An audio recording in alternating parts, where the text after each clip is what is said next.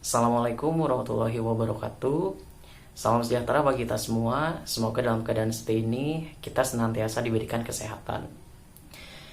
Di sini saya Kizam Jaya. Saya merupakan mahasiswa Fakultas Ilmu Sosial dan Ilmu Politik Universitas 11 April. Saat ini saya berada di semester 5D, dan pada kesempatan kali ini saya akan mencoba sedikit memaparkan pembahasan dari mata kuliah Ekologi Administrasi Negara. Adapun pembahasan yang akan saya sampaikan yaitu mengenai upaya pengembangan etika lingkungan dan mewujudkan pembangunan yang berwawasan lingkungan. Mata kuliah Ekologi Administrasi Negara ini oleh Bapak Edi Setiawan, MSI. Baik, kita langsung menuju kepada materi. Kita menuju kepada poin yang pertama, yaitu mengenai upaya pengembangan etika lingkungan. Dari upaya pengembangan etika lingkungan ini, kita menjabarkan menjadi 5 poin. Yang pertama yaitu penguatan misi untuk mempertahankan keseimbangan ekosistem. Kemudian yang kedua yaitu penetapan sikap untuk memerhatikan lingkungan. Kemudian yang ketiga, pemantapan kesadaran masyarakat dalam pengelolaan lingkungan hidup. Keempat, kebijakan yang berwawasan lingkungan. Dan yang kelima yaitu membangun etika lingkungan baru. Baik, kita menuju kepada poin yang pertama, yakni penguatan misi untuk mempertahankan keseimbangan ekosistem.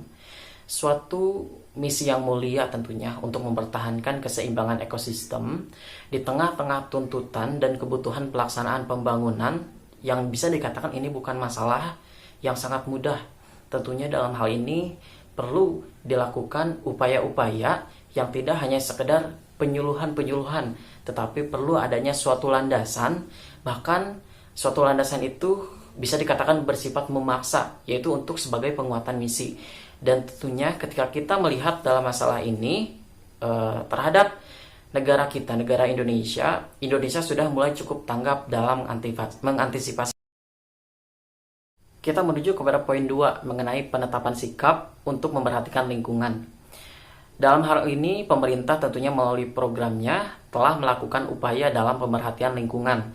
Hal ini diimplementasikan pada program pembangunan lingkungan dalam wujud bab 4 dalam Repelita 2 berdasarkan butir 10 pendahuluan bab 3 GBHN pada tahun 1973 sampai 1978.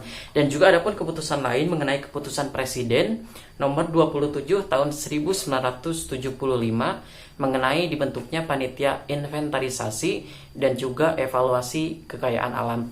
Dalam keputusan Presiden ini disebutkan adanya pembentukan panitia inventarisasi dan juga evaluasi kekayaan alam.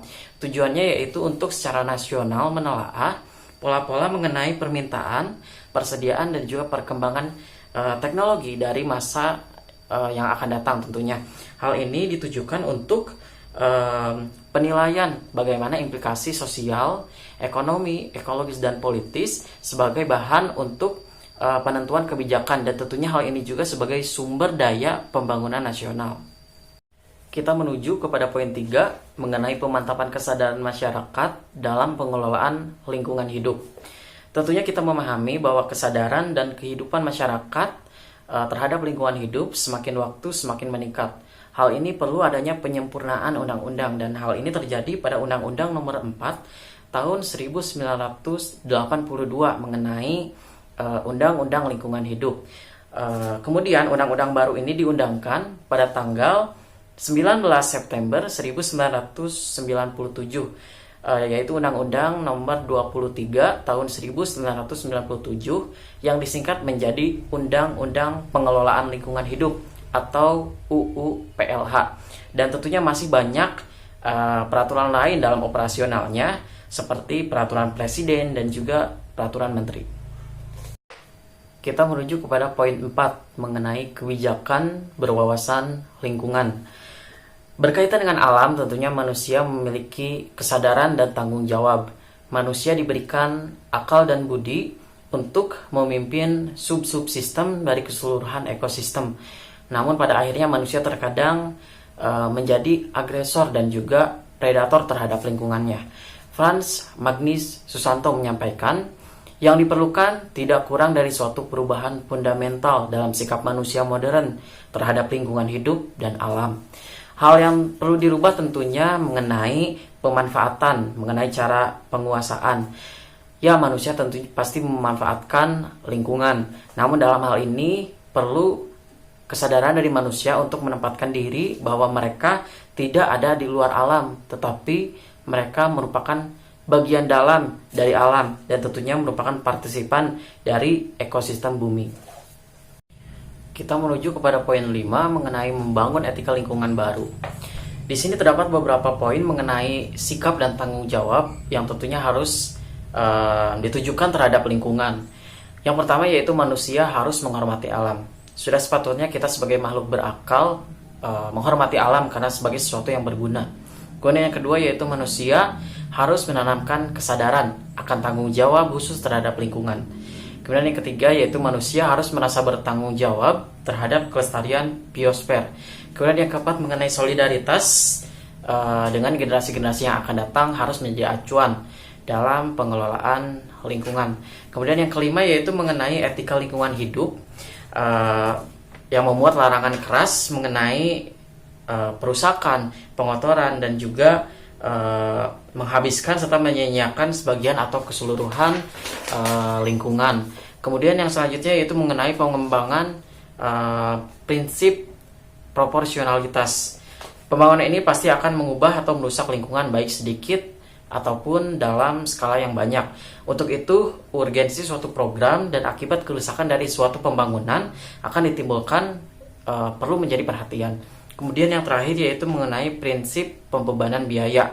Kerusakan lingkungan yang disebabkan mengenai pembangunan tentunya akan menimbulkan akibat dan hal ini perlu menjadi tanggung jawab sehingga kerusakan dari lingkungan dapat diatasi semaksimal mungkin.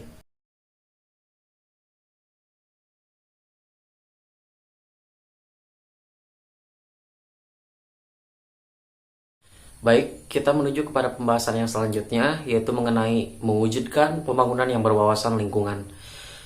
Kerusakan dalam lingkungan tentunya berkaitan dengan sistem, dan tentunya kerusakan tersebut pasti berpengaruh kepada kehidupan manusia. Kerusakan lingkungan ini sudah sepatutnya menjadi tanggung jawab bersama. Dalam hal ini ada beberapa pola pendekatan dari poin mewujudkan pembangunan yang berwawasan lingkungan, yakni yang pertama yaitu pola pendekatan filosofis, kemudian yang kedua yaitu pola pendekatan ekologis, dan yang ketiga yaitu pola pendekatan psikologis. Kita masuk kepada pola pendekatan filosofis. Pada dasarnya banyak ajaran filsafat dan agama yang mengajarkan manusia untuk memelihara, menghargai, dan hidup bersatu dengan lingkungan. Namun sampai saat ini masih saja belum efektif karena pada kenyataannya kerusakan lingkungan masih saja terjadi. Kemudian pada perspektif pembangunan yang berwawasan lingkungan, manusia dipandang sebagai subjek dan objek pembangunan. Manusia dikatakan sebagai subjek pembangunan karena pada dasarnya pembangunan itu dilaksanakan oleh manusia. Kemudian dikatakan sebagai objek pembangunan karena pada hakikatnya pembangunan itu ditujukan untuk peningkatan kualitas hidup manusia itu sendiri. Kemudian pada dasarnya juga tujuan pembangunan adalah tercapainya standar yang adil dan merata bagi hidup manusia. Karena dalam hal ini aspek kesejahteraan yang adil dan merata di setiap wilayah harus diupayakan dalam pelaksanaan pembangunan. Kemudian sumber daya lingkungan yang diperlukan untuk memenuhi kebutuhan manusia mempunyai keterbatasan dalam banyak hal. Tentunya hal ini harus menjadi perhatian bagi kita untuk memanfaatkan lingkungan seefektif mungkin dan tentunya secara bijaksana. Kita berlanjut kepada pola pendekatan ekologis. Dalam pola pendekatan ekologis terbagi menjadi dua, yakni pendekatan teknokratis dan juga pendekatan dikotomis. Pendekatan teknokratis diungkapkan menurut Frans Magnisuseno, salah satu penyebab kerusakan lingkungan yaitu sikap teknokratis.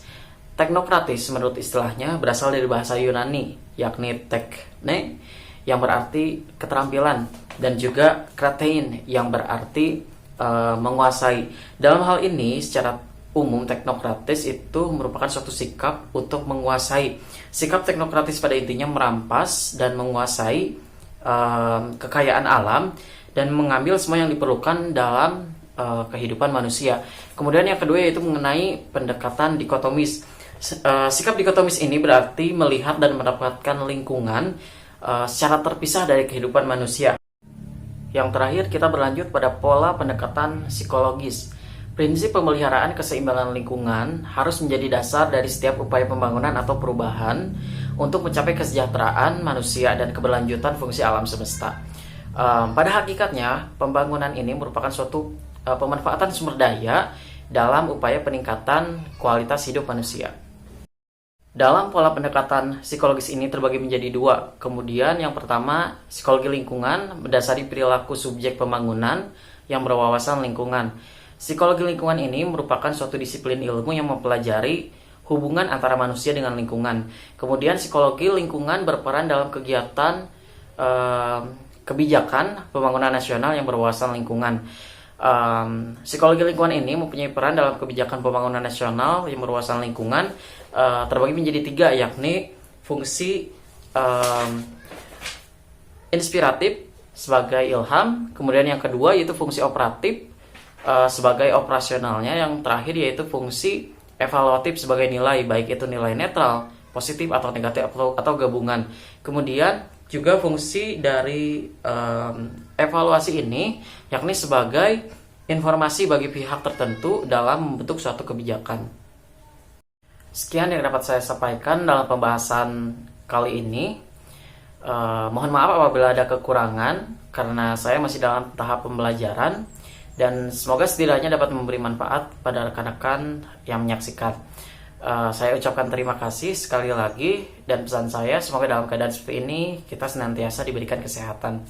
Saya tutup. Wabillahi taufik wal hidayah. Wassalamualaikum warahmatullahi wabarakatuh.